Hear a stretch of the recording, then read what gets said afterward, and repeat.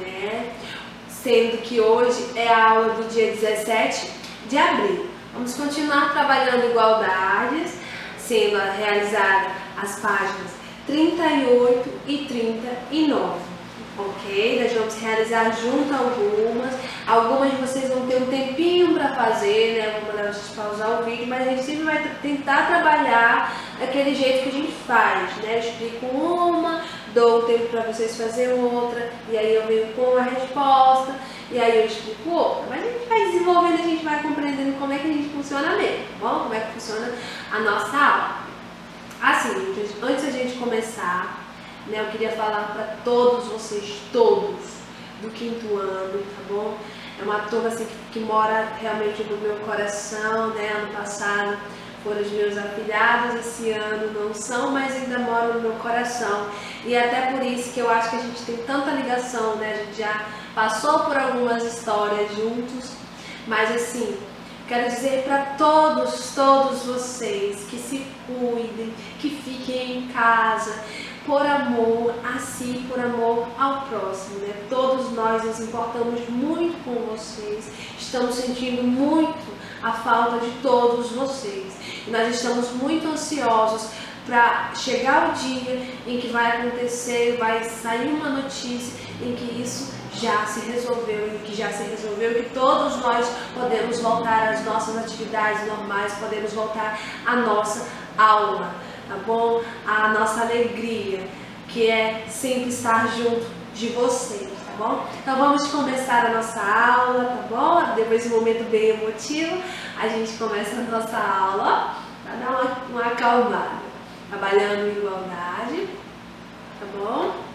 Igualdade não é um conteúdo assim tão complexo em relação aos outros. Eu sei que em divisão muitos apresentam alguma dificuldade, mas a gente vai procurar sanar essas dificuldades. Quando a gente voltar, a gente vai sair revisando, a gente vai procurar a dificuldade individualizada de cada aluno e trabalhar em cima para a gente sanar essa dificuldade, tá bom? Então assim, a gente tem lá na página 38 para a gente realizar a questão 3, tá bom? A questão 3 diz o seguinte, tem que cortar essa parte por causa do áudio dali, tá bom? Vamos lá. Uma atividade lá na página 38, a gente tem que realizar a questão 3, tá bom? Vamos lá. Esta balança também está em equilíbrio. Então vamos observar que essa balança de um lado tem 5, 5 e 2, que no total a gente tem 12. Aqui é a mesma coisa, se ela está...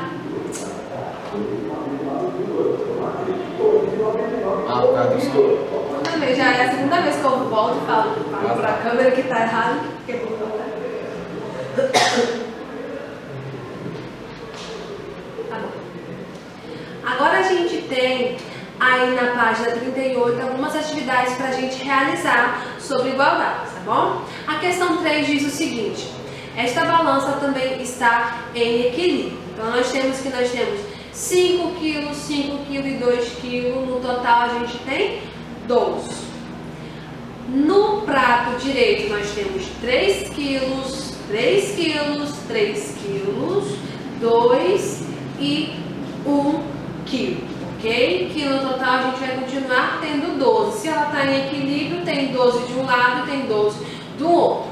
É para a gente representar essa situação por meio de uma igualdade na letra A. A gente já trabalhou esse conceito, tá bom? De observar e assim representar. Inicialmente do prato esquerdo seria 5 mais 5 mais 2, que é igual, aí no segundo membro, 1 mais 2 mais 3 mais 3 e mais 3.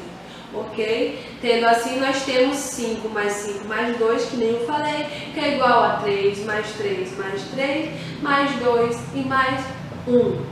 Ou nós podemos simplesmente dizer que se tem 12 no primeiro membro e se tem 12 no segundo membro. Na letra B, a gente vai ter o seguinte. Agora, observe o que acontece na balança quando retiramos uma caixa de 2 kg de ambos os pratos. Então nós temos aqui, né? Nós tínhamos 5, 5 e 2. Foi retirado 2 quilos desse prato aqui, ficou só o de 5 e o de 5.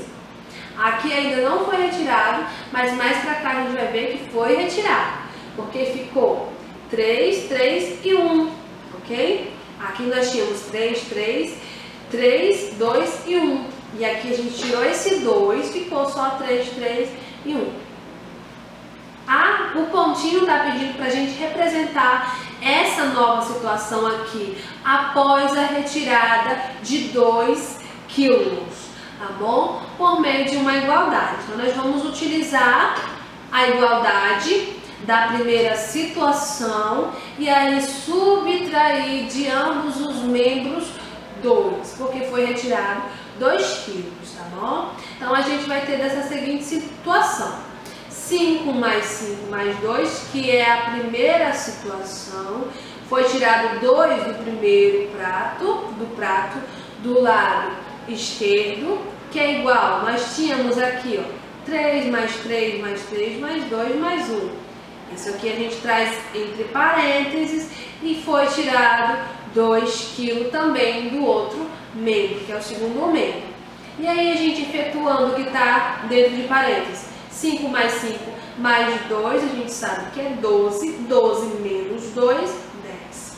3 mais 3 mais 3 mais 1 mais 2, sabemos que é 12, menos 2 é igual a 10. Então, nós temos essa representação, tá bom, dessa nova situação.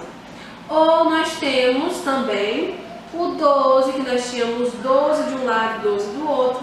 Nós tínhamos o 12, que foi tirado 2 quilos, que é igual ao 12, que foi tirado 2 quilos. Efetuando a operação em ambos os lados, nós temos que 10 é igual a 10. A letra C diz o seguinte: o que acontece quando subtraímos o mesmo número em ambos os membros da igualdade? Já vimos isso para todas as operações. Qualquer operação que nós realizarmos com o mesmo número em ambos os membros, a igualdade não se modifica, a igualdade se mantém, tá bom? É isso que acontece quando a gente subtrai por o mesmo número em ambos os lados da igualdade, em ambos os membros, tá bom? Agora a gente vai lá na página 39, a questão 4. A questão 4 diz o seguinte: observe o que acontece quando dobramos a massa em cada um dos pratos da balança. A gente já lembra que dobrar, para dobrar alguma coisa, a gente vai ter a ideia de que multiplica por 2, ok? Então vamos lá. Nós temos aqui 6 quilos. Assim que eu falei, tem que botar de novo. Vamos lá. Lá na página 39 a gente tem o 4, a questão 4 para a gente fazer, tá bom? Observe o que acontece quando dobramos a massa em cada um dos pratos da balança. Quando a gente dobra, a gente multiplica por 2. Então, nós temos aqui no primeiro prato, no prato esquerdo da primeira balança, nós temos 6 quilos. E aí nós temos aqui 2 quilos, 2 quilos, 1 quilo e 1 quilo, que também resulta em 6. Temos uma balança em equilíbrio. E aqui nós temos que esse lado foi dobrado. Nessa quantidade houve um dobro dessa quantidade. Quando a gente dobra, a gente entende que multiplica por 2, tá bom? Desse lado foi dobrado, após a gente dobrou também do outro lado. Se a gente tinha 6 no inicial de um lado e 6 do outro, quando a gente dobra, a gente multiplica por 2. Então, 6 vezes 2 são 12 e 6 vezes 2 são 12. A questão está pedindo para representar a situação inicial e a situação final por meio de uma igualdade. A inicial é essa primeira balança. Representem aí vocês, tá bom? A situação inicial, ok? Representando a situação inicial. Aí, depois que representar a situação inicial, vocês vão representar a situação final, que é só simplesmente multiplicar por 2 ambos os lados, tá bom? Parem o vídeo nesse momento e efetuem para, após vocês voltarem ao vídeo, dando continuação e assim conferindo para ver se vocês realizaram no modo correto. Ok? Nós temos aqui que nós tínhamos 6 quilos, que é igual a 2, mais 2, mais 1 e mais 1. Tranquilo de fazer. Essa é a igualdade que se dá à situação inicial. Para a segunda situação, que é a final, a gente vai ter outra igualdade, tá bom? Aqui a gente desenvolveu esse aqui, 2 mais 2 mais 1 mais 1, 6 é igual a 6. A gente vai vir desse lado fazendo a situação final, tá bom? 2 vezes 6, ok? Que é igual a 2 vezes 6, só multiplicou por 2, tá bom? E aí a gente sabe que é 12, que é igual a 12, tranquilo? AB. O que acontece quando multiplicamos ambos os membros de uma igualdade por o mesmo número? A gente já viu que para as 4 operações, quando a gente efetua a operação pelo mesmo número em ambos os lados, não altera a igualdade. A igualdade se mantém. Isso pode cair na prova. Essa frase já foi muito utilizada nas nossas aulas por vídeo agora, tá bom? Está sendo muito utilizada. A igualdade se mantém, tá bom? Vamos lá. Agora nós temos a questão 5. A questão 5 fala o seguinte: agora observe o que acontece quando dividimos por 2 a massa em cada um dos pratos da balança. Essa aqui vocês vão desenvolver, tá bom? Da mesma forma, pausando o vídeo, tá bom? Você representa a letra A, a situação inicial aqui, dessa primeira balança. E aí, do outro lado aqui do quadro, você representa a situação final, sabendo que a inicial é tranquila para representar, a final você vai dividir por 2 ambos os lados, tá bom? Nesse momento você pausa o vídeo, realiza a atividade e a gente já vem para ver se você conferiu certinho, tá bom? Bom, a situação inicial é representada por 5 mais 5, que é igual a 2, mais 2, mais 2, mais 2, mais 1 e mais 1, ok? Que nós temos que é igual a 10, que é igual a 10. Então, nós temos 10 de um lado e 10 do outro lado. Super tranquilo para a gente fazer. A situação final, a gente vai dividir por 2 ambos os lados, tá bom? 10 dividido para 2, que é igual a 10 dividido para 2. A gente tem que é igual a 5, ok? Logo, nós temos que a igualdade se manteve novamente, porque foi dividido por 2 em ambos os lados. A letra B diz o seguinte: o que acontece quando dividimos ambos os membros de uma igualdade por o mesmo número? Já foi falado, né, que quando a gente opera qualquer uma das 4 operações em uma igualdade por o mesmo número, em ambos os lados a igualdade se mantém, ok? Agora a gente vem para a questão 6, tá bom? A questão 6 ela vai ser resolvida com vocês aqui nesse vídeo, tá bom? E aí vai ser explicado, vai ser detalhado para você, tá bom? E aí a gente tem os resultados aqui, tá bom?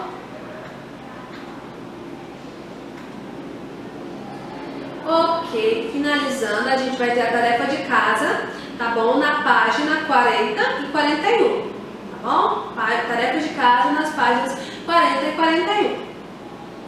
Concluindo a nossa aula, a gente viu adição, subtração, multiplicação e divisão na nossa igualdade. A gente viu que não modificava quando a gente operava uma dessas 4 operações pelo mesmo número em ambos os lados em uma igualdade, não se modifica, prevalece a igualdade se mantém, tá bom? Nós observamos balanças, tá bom?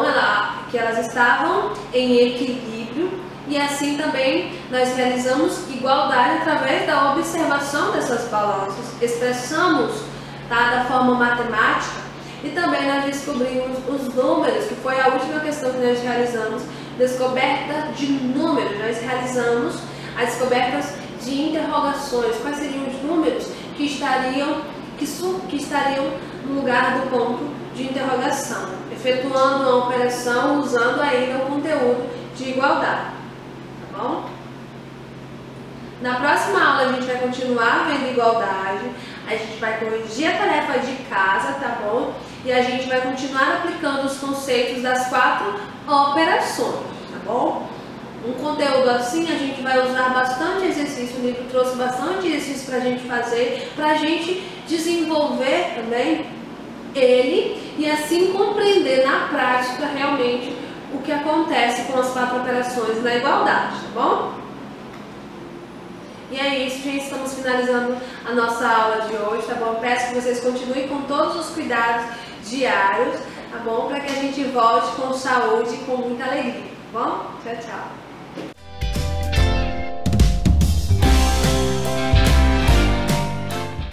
Oi, quinto ano! Bom, vamos aí dando sequência à nossa aula de geografia. Sou a professora Gisneide e hoje, 17/4/2020, tudo bom com vocês? Como é que foi a semana? Como é que foi a semana dos estudos? Espero que tenha sido ótimo para vocês. Bom, hoje, sexta-feira, a gente vai fazer uma pequena revisão do que nós vimos nas nossas aulas de geografia. Olha só, já finalizando o nosso conteúdo, certo? Bom, na nossa disciplina de geografia, o que a gente viu ao longo das aulas? Nós vimos que o nosso país, ele é fruto do trabalho de várias pessoas, ou seja, de vários brasileiros. A construção do nosso país se deu através do que? Da vinda de várias pessoas de outros países, certo?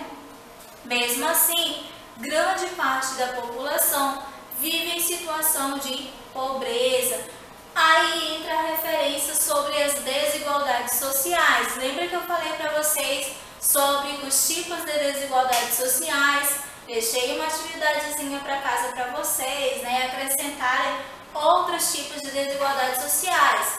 Quais são os tipos? Vamos relembrar aí sobre a questão racial, a questão econômica, de igualdade de gênero. São tipos de quê? De desigualdades sociais, né? E aí, para entender essa desigualdade no Brasil, a gente precisa conhecer a nossa história enquanto nação. Mas como assim, professora, conhecer a nossa história enquanto nação? Precisamos conhecer a construção, como é que foi a construção do nosso território, como se deu a construção do nosso território. Nós vimos aí, também ao longo desse processo, fizemos uma comparação sobre as regiões. Lembra que eu falei para vocês a questão do estado de São Paulo com a questão das regiões? Eu falei assim, São Paulo ela pode ter uma população maior, mas a questão de desigualdade social lá é menor. E aí eu falei para vocês, Nordeste, a região Nordeste, né, tem uma população basicamente aí média, e aí a desigualdade social lá é maior. E eu falei para vocês, essa questão da população, ela interfere bastante na questão da desigualdade? Não, ela não vai interferir. A região norte, ela pode ter uma população menor e uma grande quantidade de desigualdade social, ou seja, a questão de desigualdade social, ela está na construção da sociedade, né? Na construção dessa sociedade. Vimos aí também falando sobre a infraestrutura. O que acontece em relação aos estados, aí, às regiões? Como é que é a infraestrutura? Eu pedi para vocês verem como é que é a infraestrutura da região Nordeste e como é que é a infraestrutura do Sudeste. A questão do Sudeste, né, ele vai caracterizar o quê? A quantidade de pessoas. Aí sim a gente pode caracterizar São Paulo. Aí sim a gente vai colocar São Paulo como o centro aí da infraestrutura. Por exemplo, se eu acrescento, né, a questão da grande quantidade de pessoas populacionais num só estado, eu vou ter uma estrutura que comporte essas pessoas. Por exemplo, o nosso estado, Rondônia, ele tem uma infraestrutura boa? Você vai dizer que sim ou que não? Sim, por quê? Por que ele tem uma infraestrutura boa? E não, por Na minha opinião, não tem uma infraestrutura boa. E vieram pessoas, migrantes de outras regiões, e quanto mais essas pessoas chegam ao nosso estado, a infraestrutura ela não comporta. O que é essa infraestrutura? Questão da escola, saúde, moradia, então tudo isso vai caracterizar como infraestrutura. Os serviços também entram dentro dessa parte de infraestrutura, certo? Então essa diferença aí de infraestrutura para a desigualdade social. O que nós vimos também dentro desse capítulo aí? Que no Brasil, assim como em outros países, né, a desigualdade social ela é um indicador de quê? De graves problemas. Aí vai a comparação dos dois também. Olha só, aquilo que eu falei. A infraestrutura é uma situação, desigualdade é outra. Mas, professora, o que tem a ver as duas? Aí vai entrar essa questão. Se eu tenho a mistura de pessoas de vários locais concentrada num local só, a minha infraestrutura obviamente não vai ser comportada. Ele vai falar assim, que no Brasil, assim como em outros países, né, a desigualdade social ela é um indicador de graves problemas, como por exemplo a infraestrutura, promover a inclusão, a economia, né, e a questão política é essencial para que todos os seus direitos sejam garantidos. Mesmo com o local onde a população ela é maior, se eu tenho uma economia adequada, se eu tenho uma política digna, se eu tenho uma questão social também, uma qualidade social adequada, obviamente que essa questão da desigualdade social ela não vai interferir e obviamente a infraestrutura também não vai ser problema. Então olha só, para vocês aí, lá na página 34, agora eu sei, ou seja, agora vocês sabem como se caracteriza aí essa infraestrutura, certo? Então eu espero que vocês tenham aí uma boa aula e até a próxima.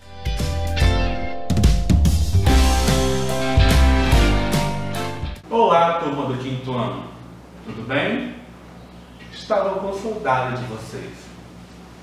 Então, nossa aula hoje é a aula referente ao dia 17/4, que a gente vai continuar o nosso contexto de patrimônio cultural. Porém, hoje a gente vai falar um pouquinho de arquitetura, tá? Vocês têm um consentimento de que a arquitetura pode ser uma forma de arte? Reflita comigo, será que uma escultura, uma arquitetura, pode ser considerada uma forma de arte? Qual é a diferença entre escultura e arquitetura? Consegue diferenciá-las? Olha só, a escultura tem 3 dimensões, ou seja, altura, largura e profundidade. Olha só um exemplo de escultura aqui nas minhas mãos. Uma pequena coruja, ela tem 3 dimensões, ela tem altura, ela tem largura e ela tem profundidade, que vai dar este volume, ou seja, essa forma que ela possui, essa forma mais cheinha que ela possui, tá? As esculturas, elas são trabalhadas em alguns materiais como barro, como bronze, como mármore, tá? E ela vai trazer agora um processo de esculpir, ou seja, esculpir o desenho, aquela imagem que você quer fazer, no barro, na madeira, no mármore ou até mesmo no bronze.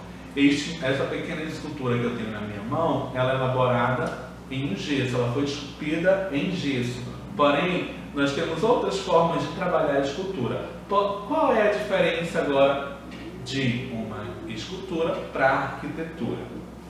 Na arquitetura, a gente vai perceber agora a dimensão de um ambiente, ou seja, a elaboração de um ambiente, ou seja, a elaboração de uma casa, a elaboração de uma ponte, a elaboração de uma praça, a construção deste ambiente, tá? Então, dentro da arquitetura, a gente vai projetar como vai acontecer esses ambientes maiores, como a casa, como a praça, como a igreja. Vai ser toda a forma de projeto a qual se espera que se construa essas obras.